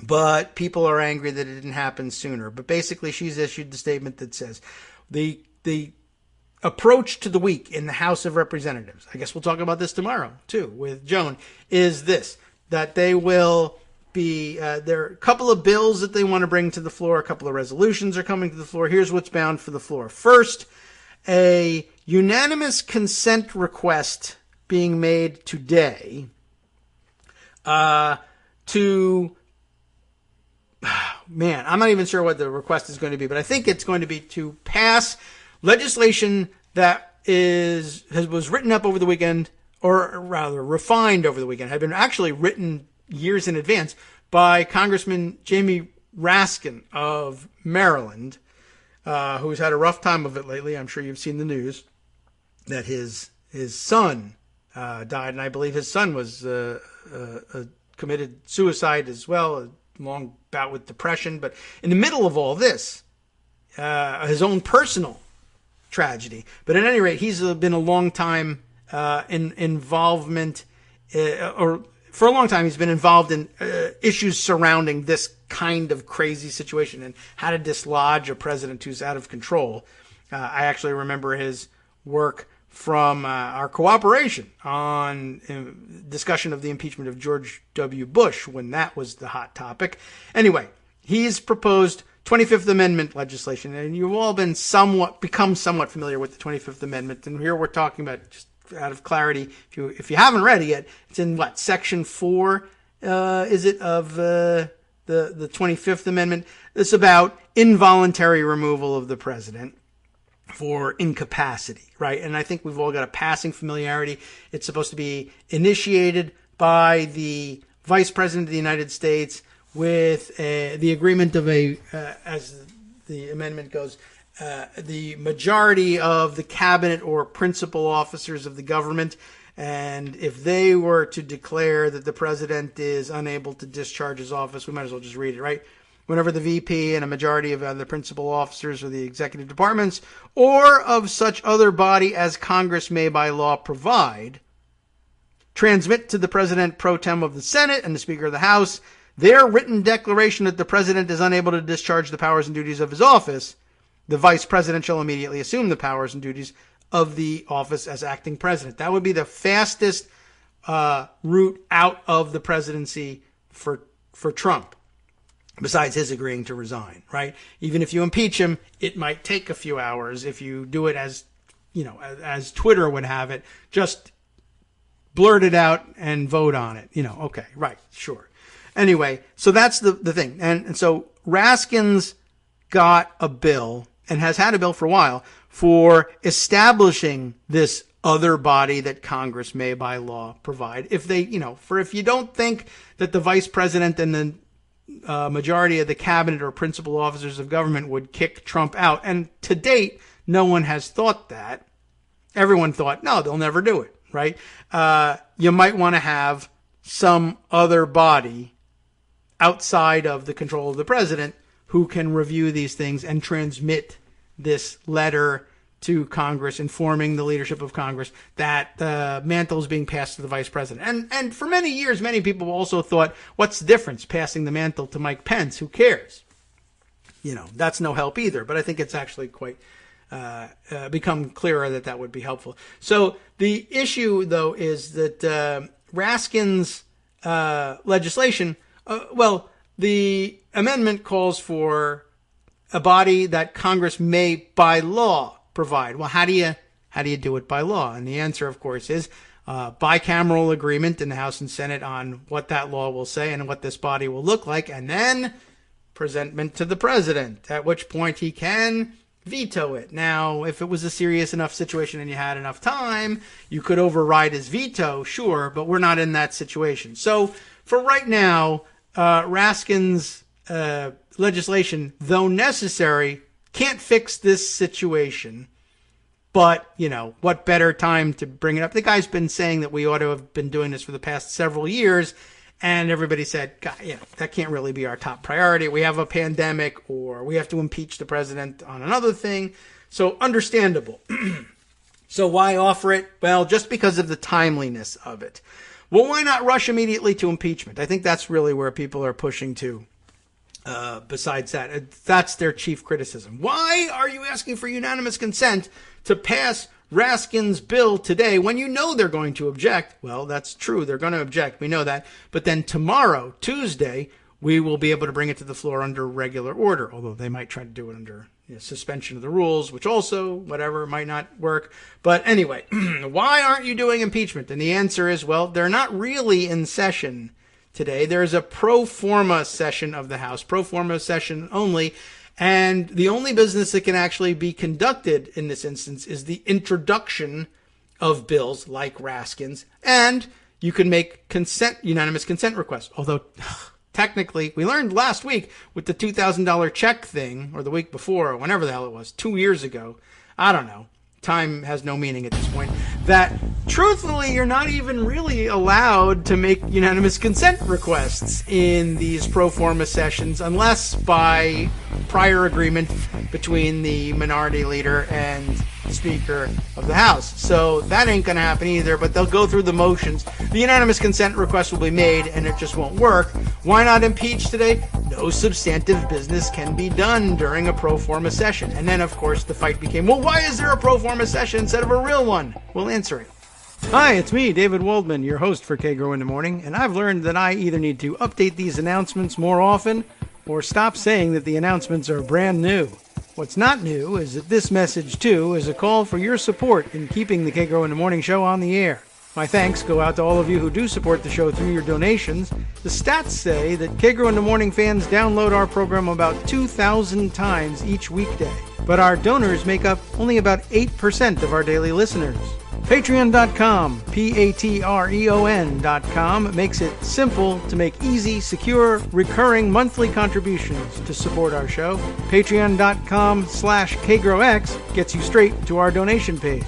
If we're helping keep you sane during the Trump era, consider what that's worth. $1 a day? 50 cents? One thin dime? We do about 20 shows a month, so pick a number, do the math, and head to patreon.com/KagroX to let us know. Thanks again, everyone, for all your support.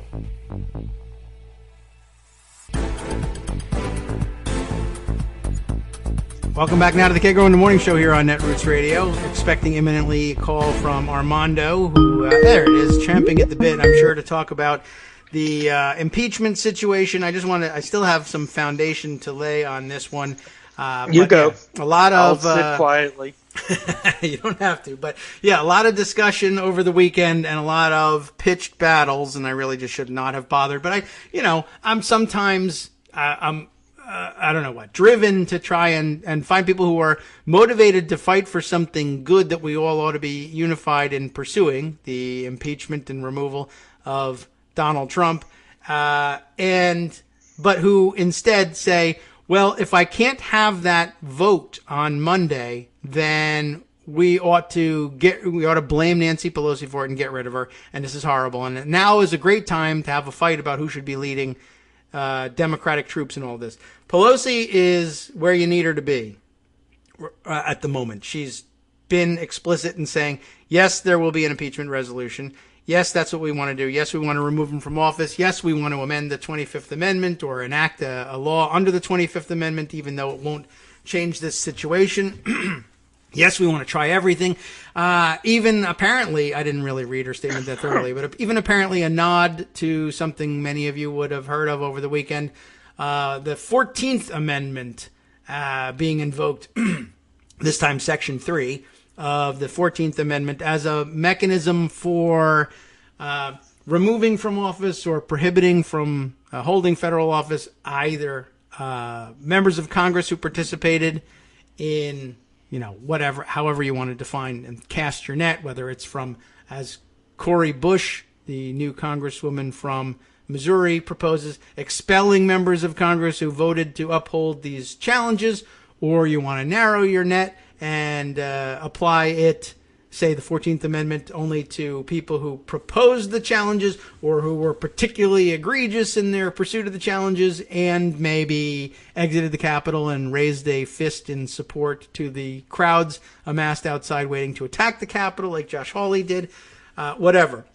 We can explore all of that, but first we'll start with impeachment. And a lot of people saying, how could they have... How is it that they didn't start impeachment proceedings right away? And I think here, just like when you're examining the actions of the Capitol Police, you're going to have to go over it with a fine-tooth comb and remember what the timeline really was at the time and what's really going on here, who Nancy Pelosi really is, and who she really answers to. But lots of people, in hindsight, spent the weekend saying, how come there wasn't an impeachment resolution on the floor Friday? And it's not for lack of proposals of impeachment. Ilhan Omar, I think by Wednesday night, was saying, I'm working on articles of impeachment against Donald Trump. True, and timely, and wise, and probably not the only one. And she didn't do anything with them. I will remind you for about the 500th time that if you believe in your heart of hearts that you have got the case that it takes to impeach President Trump or any president, and you're a member of Congress, and the Congress is in session, there is nothing at all that you have to wait for to impeach the President of the United States. You stride confidently to the floor. Don't write anything down. Don't bring any papers. You stand up. They say, for what purpose do you rise, you idiot? And you say, I rise to propose directly that the President of the United States, Donald J. Trump, be impeached for the following reasons. I think everybody just saw us get attacked. That's what I'm impeaching for. Maybe there'll be more reasons later on, but I impeached the president. And you say, but that you don't have anything in writing. Hasn't been a hearing. How could it possibly be? Well, the House has a mechanism for dealing with this. But at any rate, it's all in the House rules. The direct impeachment of the president is a highly privileged resolution. And in case you were wondering, can you interrupt what was going on Wednesday with something like that? It is of the highest privilege. It is explicitly stated in the House manual that even an elections case, any elections case, believe it or not, that's all it says, elections case. They probably were thinking of elections to the House, but this is an elections case. That's all it says. It's an emergency. They're not going to overrule you. It can interrupt any business to directly impeach the President of the United States. What's the consequence? You get an hour's debate on whether or not you should impeach the President of the United States. At the end of the hour, the House decides what to do. Either vote, should we impeach the President, or vote, should we table this proposition?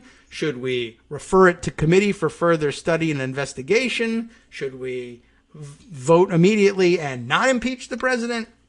What can you do? But would you do David, something I have like to that? interrupt you there Yeah. because, okay, suppose you do that. Yeah. You stand up, 435-0, you win. Yeah. The Senate, at that point in time, Yeah. was not convened. Right. Well, that's They were step holding two. pro forma sessions that prohibited any business Yes. Well, that at would all be absent Right. unanimous consent. So Yes. if you succeeded 435-0, you have done nothing you have because the Senate will not take it up yes. until they reconvene. So- and McConnell had already said we don't reconvene until January 19th. Right. Now, it's important to bring that up now, I think. I mean, I was going to take a different path, but it makes sense. So knowing I that. just want to talk about the futility of it. Yes. We got to get him out now. You can't. Nothing the House Right. has done or will do Yeah. will get him out I unless wanna- the Senate will do it too. Right, and That's then, all. so I want Back to put your it this way. story. No, this is a great. That's a fine setup for the next question. I don't know who I got to ask this question of, but raise your hand if you think Ilhan Omar is a milquetoast sellout who never speaks her mind and won't speak up for herself. Anybody? Does anybody think that's what Ilhan Omar is all about? Why did Ilhan Omar not go to the floor with this? Is it because she didn't know? Possibly. But could it really be because, look, I know that it can't go anywhere in the Senate because they're adjourned, although at that point they may not yet have been adjourned, but it was pretty clear. But even if she knew, or even if she didn't know, what she was saying Well, I mean, is, I guess if she did it at 5 a.m., they were still, or Yeah, 4 right. a.m. or something, they were Right. still convened. But yes, right, at that point. And she was discussing it in, I think I saw her tweet, I'm working on articles of impeachment, 10 p.m. Wednesday. So, all right, you could have beat the clock on that. The question is she a sellout for not doing it, or I hear your point. Yeah, is she saying, I'm one of 435. I have colleagues. There are others here. I might lose 434 to 1. I got to find out. Are people with me? I got to ask questions. I need to talk to colleagues. I need to talk to leadership. I need to find out what can really be done here. She wasn't the only one talking about it. But that was all that was happening. There was also, say, like I said, I noticed Ted Lieu saying we ought to be impeaching the president. And I said to him when he said it, you know that you can go right to the floor and do this. Just actually not so much to admonish him for not doing it as to point out, look, what's happening here for all the people who are screaming that we ought to do this right away is members of Congress know this and agree with you, but they also know this actually is something you need to talk to colleagues about and coordinate and make sure you can get done. And that's why you don't head to the floor solo to do these things. Even You the want one it to person who pass. did it, even one person who actually used this mechanism in recent memory spent months trying to figure out, do I have support? And actually, I was thinking of Dennis Kucinich in going to the floor to impeach Dick Cheney. And, you know, I mean, it was overwhelming, not overwhelming, but it was roundly rejected, and they just tabled his motion because he didn't have majority support. But it took him months to figure out, how badly am I going to lose? Is it worth trying this? So it's not an easy thing to just dash to the floor and do it all by yourself without knowing where your colleagues are. Then, and that plays into it. But also, like if you said, like as Armando pointed out, if it also happens that the Senate is about to close shop until the 19th, you wonder, how much risk should I take given that the moment, suppose I have an overwhelming success with this at 3 a.m. once our business is concluded. Well, the Senate was probably planning to close shop at 5 a.m. Guess what happens? They hear that the House is getting ready to impeach, and they're in their hour debate on this. Shop closes at 3 instead of 5, so that they don't get this message. So it wasn't going to go anywhere. Also, by the way, over the weekend, big talk about we ought to be, how dare we, why are we should have been staying in Washington, from Congressman Ro Khanna of California, who I believe lodged his complaints from California or in flight to California. I don't believe he stayed in Washington, D.C. to say no to this. So then why did Pelosi, I got this complaint, why did Pelosi agree and give consent to McConnell to stay out of session until the 19th? She didn't give agreement or consent to McConnell to close the Senate until the 19th. McConnell doesn't need her consent to close the doors until the 19th. People, I guess, read in passing the Constitution that says they can't adjourn for more than 3 days without the consent of the other house. Well, they didn't do that. Okay? Now, so they have pro forma sessions every 3 days. Right. So they didn't close the Senate completely until the 19th. They're only having pro forma sessions. And what did I just tell you about what can and can't happen in pro forma sessions? You can't do anything. Nothing. You can introduce bills. You supposedly can ask for unanimous consent, but as I explained last week over the $2,000 check thing, the rules in the House are actually that the Speaker is, or Speaker pro tem, whoever's in the chair, is constrained from entertaining any unanimous consent requests, even though it only takes one objection to defeat them, and there will be a Republican there to say no. But they go further, and they say, we don't even want embarrassing unanimous consent requests made. So, like when Steny Hoyer made his unanimous consent request for the $2,000 checks last week, the actual ruling from the chair, the story you all got was, we asked and the Republicans objected. The actual footage from C-SPAN will show you him making the request and the chair saying, under longstanding precedent of speakers from both parties, the chair is constrained from entertaining unanimous consent requests during pro forma sessions unless by prior agreement of the speaker and minority leader. No such agreement being in place, the chair will not entertain the unanimous consent request. There was no objection, actually. No Republican had to say, I object. It didn't even get to the floor. The request isn't even considered as made. But they needed the story to be that the Republicans rejected the thing, so they made the unanimous consent request, and nobody checked, and that's the story, and now you all believe it. I don't mean to knock the leadership for that, but that's what really happened. And one of the unfortunate consequences of telling a white lie like that is that everybody now believes that a unanimous consent request will be made and considered today on the 25th Amendment legislation. Although, I guess here also I'll point out, it is true that the chair is constrained but not prohibited. So today the chair might say, all right, I will entertain the unanimous consent request because we don't really care about pissing off the Republican leadership over this. Besides, we know that the Republican leadership will have someone on hand to object and it won't go anywhere. But what do you do with a Monday pro forma session that you can't move any business with? You stage something like this. The next objection, of course, why are they in pro forma session instead of real session? And the answer to that is Congress only has let's go right to this. Congress only has the legal authority to remove the President of the United States if they're sitting as the legitimate House of Representatives. I think we would all agree. You can't just get a bunch of people together in suits in a Starbucks and say you're Congress and impeach the president. One of the things that you got to do is, in order to act as the House, is be in session as the House. Now, how do you get to be in session? There's a legal process, for instance. So, you can call Congress to session if you feel like it, if you're just a regular nobody. But it helps to have a certificate of election from your Secretary of State saying you belong in Congress and be sworn in as a member of Congress. When they do that, when they act together, when they adjourn for some period of time, they do so pursuant to a resolution adopted by the body, which ordinarily says when they will next convene. And it's essentially leaving a note behind that says, "Dear Clerk of the House, if anybody else comes in here before Monday the 11th and says they're the House and tries to convene the House, imposters, because this resolution, House Resolution 8, says we're not coming back until Monday." That's how you'll know it's us. When somebody comes in on Monday, that'll be us.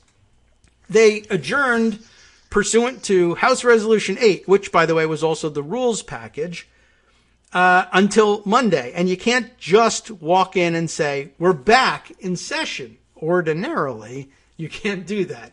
And by the way, in case you were wondering, when was House Resolution 8 adopted? Again, it was the new rules package. When did it happen? January 4th. When did the riot happen? January 6th. Why didn't they stay? Why, how dare they leave for the weekend? Well, there was a resolution in place that said that's when you leave. So it's problematic. Now, turns out there's a new rule that was passed during Republican control of the speakership in the 114th Congress. So that puts it in, I don't know, 2012, 14, something like that.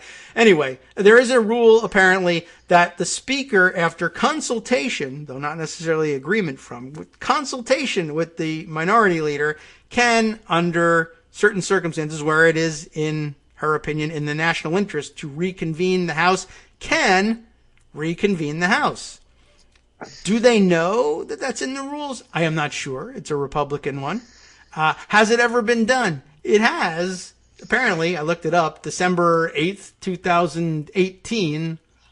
This would be after the 2018 elections, but before Democrats retook control of the House. So it was a Republican speaker who did it. I guess Paul Ryan. For what reason, I don't know, but I'm not certain that the leadership is aware of it. That could be a problem. That does happen. But another problem is, of course, they adjourned and told everybody they were coming back on Monday. And I know people are shaking their fists, how dare you adjourn? But again, put yourself in place. At the time, they don't know that they have the support together for any kind of impeachment. They don't know whether they can make it move fast enough. They don't know if it's going to cause problems for Biden's executive nominations once he's installed as president. We'll get to that, too. Believe it or not. Well, we don't have much time. I mean, honestly, this is very interesting. But it was up to me. The reason I'm telling you the Senate story is, what's the point of impeaching him if there's not going to be a trial for removal? Yeah, right. That's that. I guess we might as well just skip to that. But I guess I will say also, why leave on Thursday or Friday?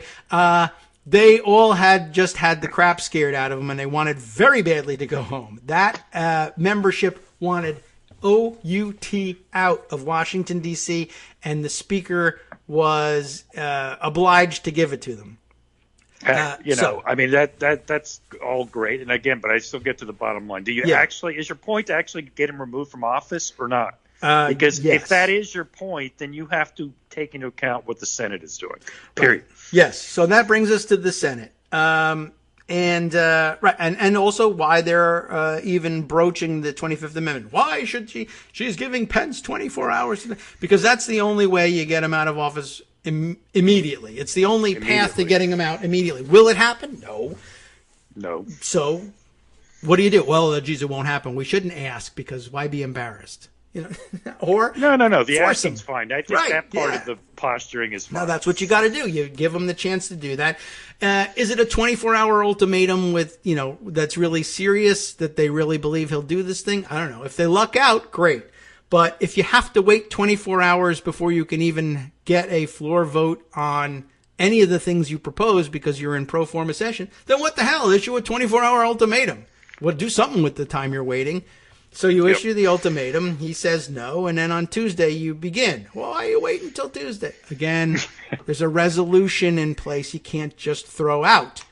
And even if you wanted to throw it out. Pence doesn't have to wait for anybody's asking anyway. I mean, that's not how the Pence option works. Well, no.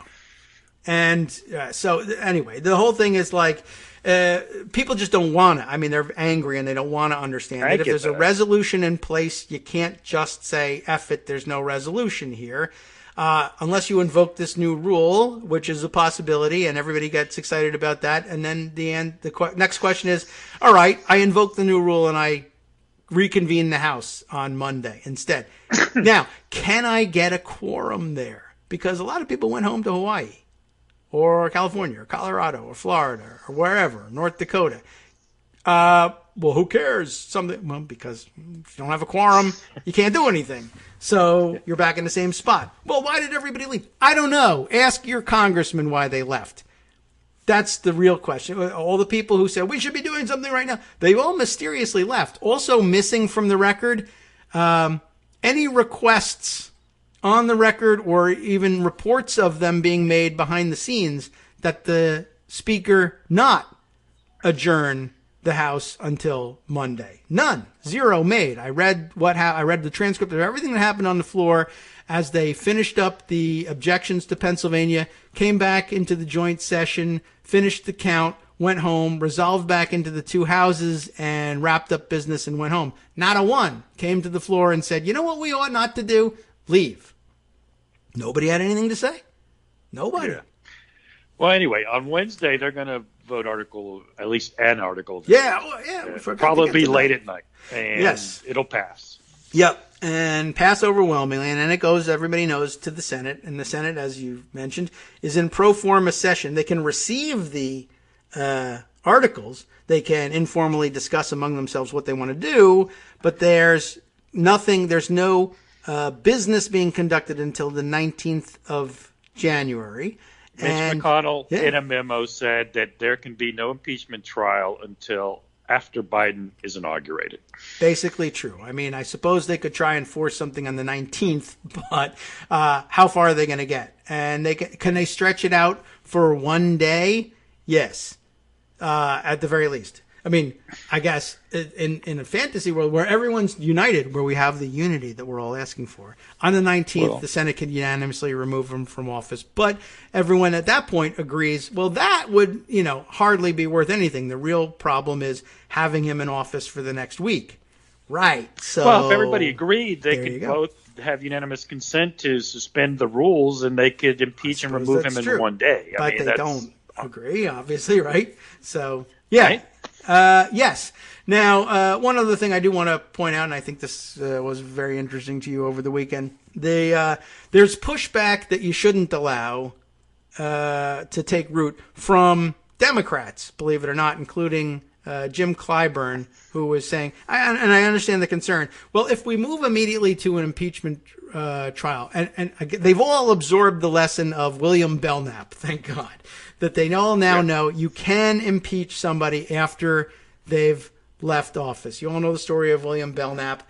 There are people who are pushing back, hair splitting, and that's what you do with constitutional law, saying, well, maybe it doesn't really stand for that proposition after all, for various reasons. That's a 2-hour show by itself, but it does stand for that proposition. For it because that's what happened. Yes. I mean, the House impeached him after he resigned. Yes, the had Senate word of his resignation. Did not convict him, and they had a trial afterwards. Yes. So it does stand for that, because what a case stands for is what happened.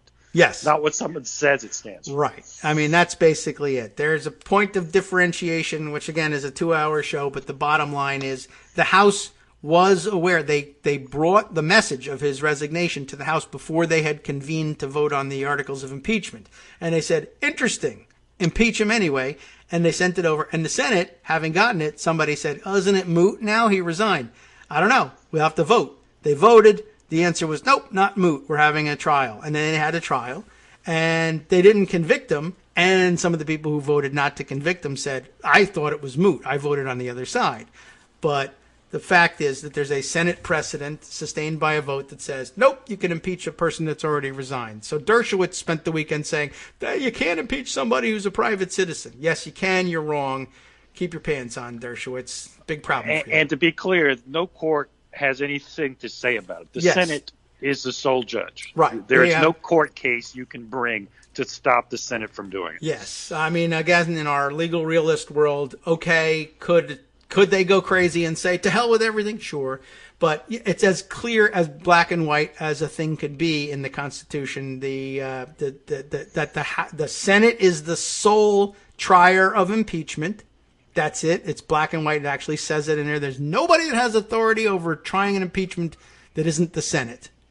And the only way it becomes a case is if later, let's say they disqualify Trump from future office, and he sues to say this is invalid and unconstitutional, and I get to run for president again. Yes, then there would be a case. Then you have a justiciable case because there's in a which party. in which the court would say, "Here's how we settle this case. You're out because we don't have any jurisdiction over the rules of procedure in the Senate." They said it was an impeachment. I think that would be correct. And that's it. Sorry, political question beyond that. Impeachment's valid. Go away. So, yeah, that's how you could get to the court, to have the court tell you that. So, yes, you can impeach people after they're out of office. Now, the Clyburn's worry was if we impeach Trump after he's out of office, the impeachment of a president eats up all the Senate's floor time. It's very intensive and can go on for a very long time. And the Republicans will have every interest this time in dragging it out, and that means that they won't be available because you have to settle the impeachment first before moving on to any other rules, any other business according to Senate rules. You won't be able to approve any of his cabinet nominees in all of that time, and it'll cause all kinds of problems, which, may be true. He might be able to do things with acting, whatever, yada, yada. But here's the more important thing. If you impeach Donald Trump after January 20th, it's not the president, and that's important terminology from the Constitution. It's not the president who's being impeached anymore. It's just Donald Trump. He was president. He sucked at it. That's why we're impeaching him. But we're not impeaching the president. There's no national security reason to dispose of this impeachment on the Senate floor without any other business intervening because we already have a president. It's not that pressing a problem. So what does the Senate usually do? They impeach all sorts of people, not just presidents. It's not all that frequent. But when they impeach federal judges, they impanel a special committee to handle the trial. You never see judges having their impeachment trials on the Senate floor these days. It's all sent to committee because they realize we don't want to waste all our floor time on this. If you're not impeaching the president... Great example is the 2010 impeachment of Judge Thomas Porteous. Right, and there was one just prior, 2009, and actually the precedent... by the way, the precedent's been tested in the Supreme Court. We had a judge impeached this way, and he said, that's BS. The Constitution says the Senate tries impeachments, not Senate committees. The case is Nixon v. United States. It's not Richard Nixon. It's Walter Nixon. He was a federal judge. 1993. They said, get the F out of here. The Senate can do what it wants because it interprets its own rules. They decided to do it in committee. They did it in committee. The only rule about how to conduct impeachments is if you are impeaching the president, the Chief Justice presides. Well, you're not impeaching the president. Chief Justice gets to walk. You can do it in committee. Quite honestly, it doesn't say anywhere you can't impeach a president with the Chief Justice presiding over a special committee either. But they decide not to do that. Point is, you can set it aside, take care of it in committee, and confirm all the cabinet appointments you think Republicans won't filibuster and let you get past anyway. Oh, no, you can't filibuster anymore. Right. You got to have Kamala Harris as your tiebreaker vote, though, in order to get some of those things passed. So they'll be eating up time left and right. But no, impeaching Donald Trump, especially after the 20th, doesn't mean that Joe Biden can't have his cabinet. The end. That's also out of time on this, too. So the end of the show as well. Armando, this was hardly worth it for you. But it was good in directing my thoughts so I could blurt it out in time. Yeah, but you really need to delve into the committee thing because I think it's going to be the issue. When does the impeachment message get sent? Yes. And do you wait for Schumer? I'm very big on waiting for Schumer because McConnell will not submit it to a committee. He will tie up the Senate. Yeah, that's true. And so if you want to be able to be sure to do that, you might have to confer with everybody in the Senate. You might, in that case, want to hold on to your articles of impeachment until after. There are all sorts of questions, and maybe we can spend tomorrow on it. And I can welcome you back tomorrow if you like. You want to come on before Joan does. We can discuss it some more. You can ask all your questions. I think it was very good in directing the discussion. I never would have gotten through this much material without your prodding, I think. I mean, I understand your thing on the House. It just strikes me that if you're not looking at the Senate, you're really not interested in removing them. Right, that's true. But, I'm methodical about this, and I like to be able to show them, here's the 10 reasons why it won't work. And by the way, if you don't buy any of them, who cares? Because the Senate's not in session, you dummy. So, there you go. All right, I appreciate it. Thanks, Armando. Thank you. I'll talk to you on Twitter all day long between now and then, I'm sure. Welcome back tomorrow if you like. There is, like he said, a ton of material. And we should discuss, how does this stuff work in the Senate? Who would be on that committee? When was the last time they did it? And who chaired that committee? By the way, the answer, as he said, 2010, Claire McCaskill. If you see her on Twitter, ask her about it and say, why aren't you talking about this on Twitter? From netrootsradio.com. You have been listening to Kagro in the Morning with David Waldman. Well, that's it. There's no subjects left. Justice Putnam can take the day off, but he's not going to. The West Coast Speakeasy is next. Come on, you know what I'm talking about. He's got stories I haven't touched. A watershed overhaul of U.S. money laundering laws has cracked down on some shell companies. You remember where that came from? Yes, you do.